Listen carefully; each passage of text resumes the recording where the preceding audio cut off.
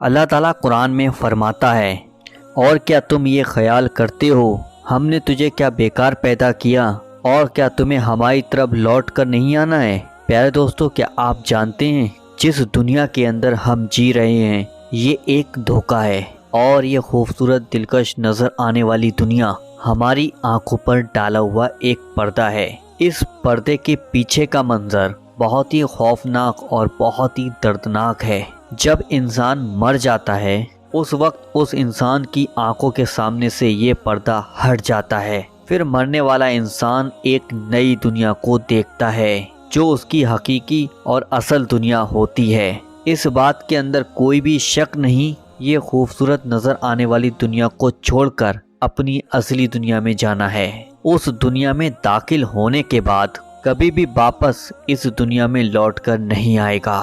پیارے دوستو، کیا آپ جانتے ہیں جب انسان کی موت کا وقت قریب آ جاتا ہے تو مرنے سے 40 دن پہلے انسان کے ساتھ کیا ہوتا ہے؟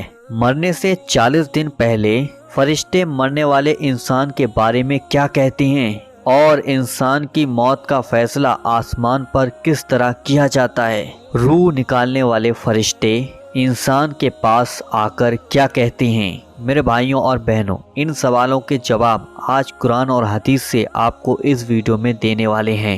بس آپ سے گزارش کرتا ہوں کہ اس ویڈیو کو آخر تک آپ ضرور دیکھ کر جائیے گا۔ پیارے دوستو، اللہ تعالیٰ نے قرآن پاک میں انسان کی تکلیف کا مقصد بیان فرمایا ہے۔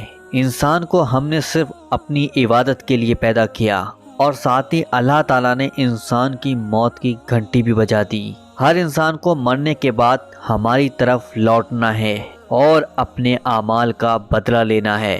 پیارے دوستو، اللہ تعالیٰ کے عرش کے نیچے ایک پیڑ ہے، اس کا نام سدرۃ المنتہا ہے۔ یہ پیڑ اتنا بڑا ہے، اس کا اندازہ اس بات سے لگایا جا سکتا ہے اللہ تعالیٰ نے اس کائنات کے اندر انسانوں اور انسانوں کے علاوہ اس دنیا میں جتنی بھی مخلوقات ہیں ان کی تعداد کے برابر، ان کی گنتی کے برابر اس پیڑ کے پتے ہیں، اور ہر ایک پتے پر ہر ایک انسان اور جاندار کا نام لکھا ہے۔ میرے بھائیوں اور بہنوں، جب انسان کی موت کا وقت قریب آتا ہے، جب اس کی عمر ختم ہو جاتی ہے، جب انسان کی موت ختم ہونے میں 40 دن رہ جاتے ہیں، تو اس وقت حضرت عزرائیل علیہ السلام کے سامنے اس پیڑ کا ایک پتا گر جاتا ہے۔ اس پتے پر اس بندے کا نام لکھا ہوتا ہے جس کی موت واقعی ہونے والی ہوتی ہے۔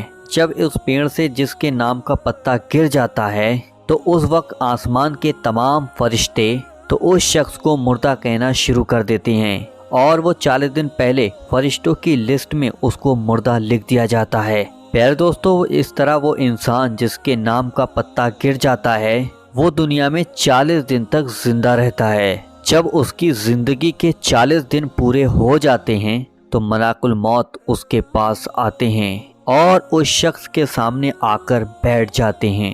اس وقت بندہ اپنی بیماری کی تکلیف میں ہوتا ہے۔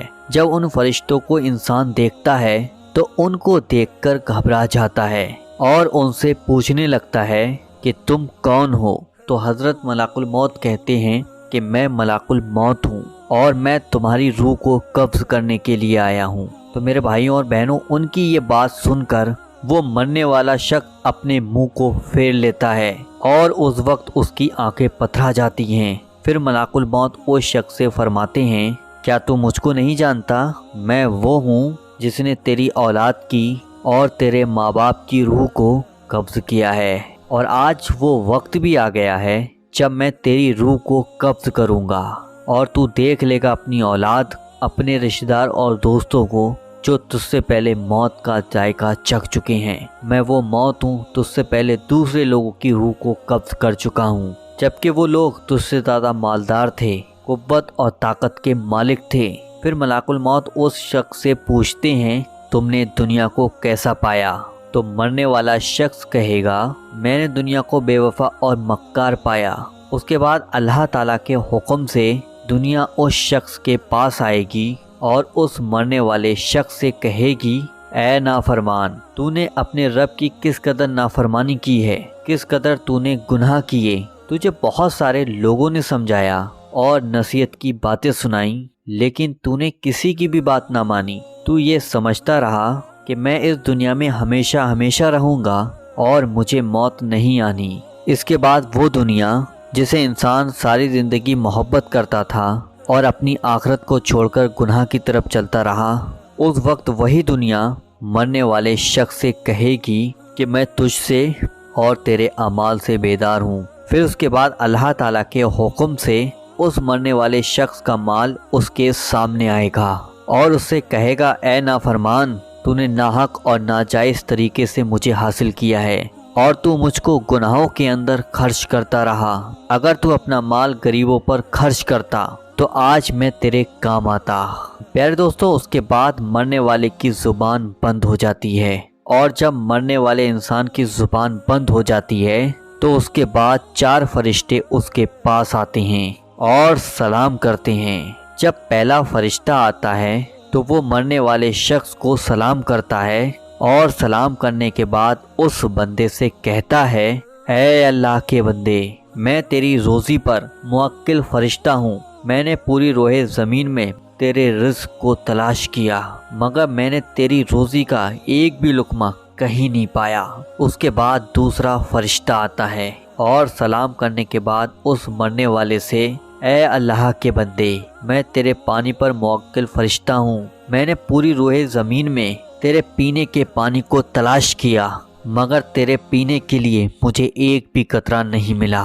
پھر اس کے بعد تیسرا فرشتہ آتا ہے اور سلام کرنے کے بعد کہتا ہے، اے اللہ کے بندے، میں تیری سانس پر موکل فرشتہ ہوں۔